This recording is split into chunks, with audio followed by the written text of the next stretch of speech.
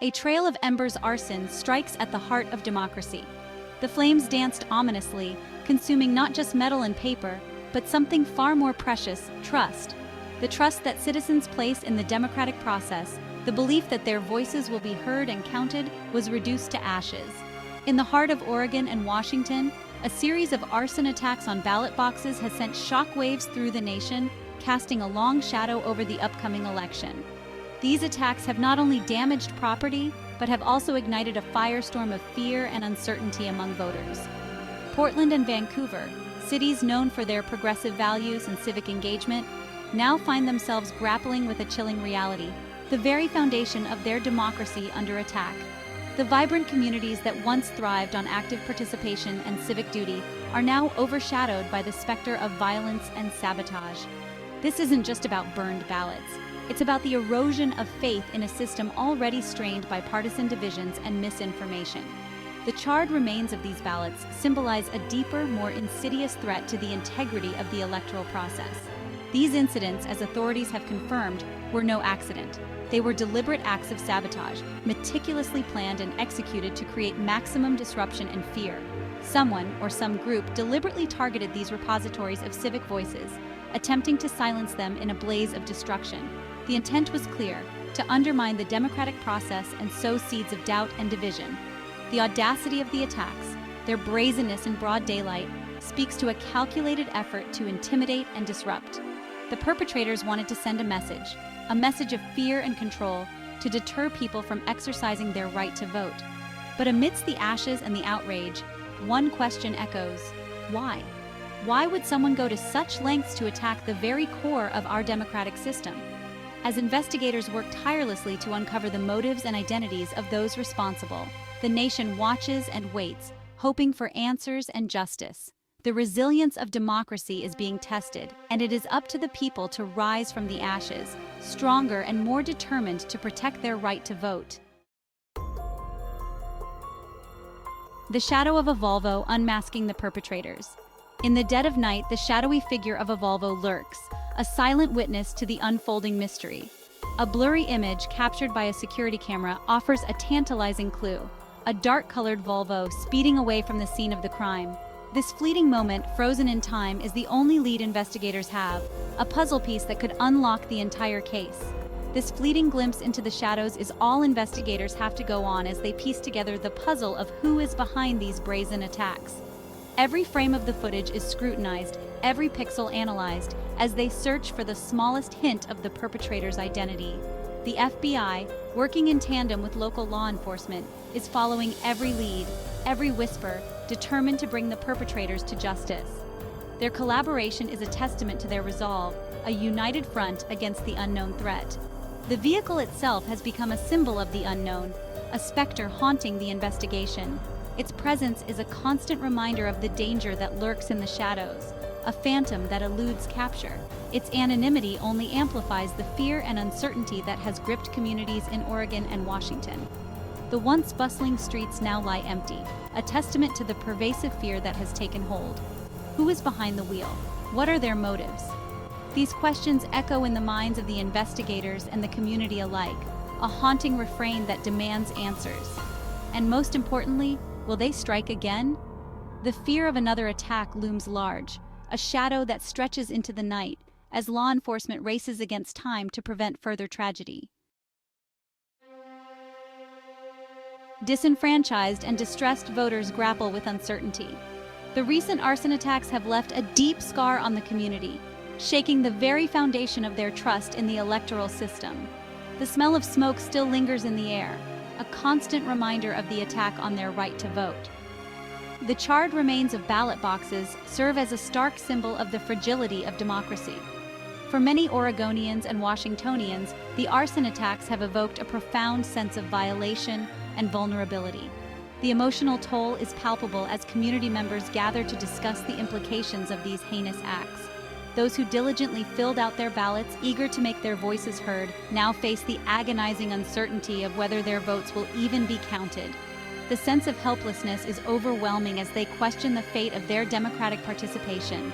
Election officials, working tirelessly to restore confidence, are scrambling to identify affected voters and provide them with replacement ballots. Their efforts are commendable, but the road to restoring trust is long and arduous. But the damage goes beyond logistics. The physical destruction is just one aspect. The psychological impact is far-reaching. The attacks have sown seeds of doubt and distrust, leaving many questioning the very integrity of the electoral process. The community is left grappling with the fear that their voices may be silenced and their votes rendered meaningless. Despite the challenges, there is a glimmer of hope as community members rally together, determined to uphold the sanctity of their vote. Their resilience and unity in the face of adversity are a testament to the enduring spirit of democracy.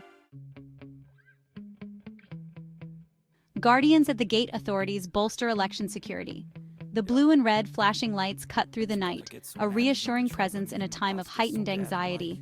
Law enforcement agencies responding with a show of force have dramatically increased patrols around remaining ballot drop-off locations.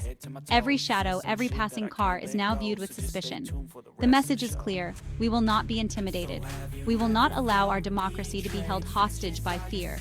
Public vigilance is paramount, authorities emphasize. Report any suspicious activity, trust your instincts. The safety of our elections, they warn, is a collective responsibility.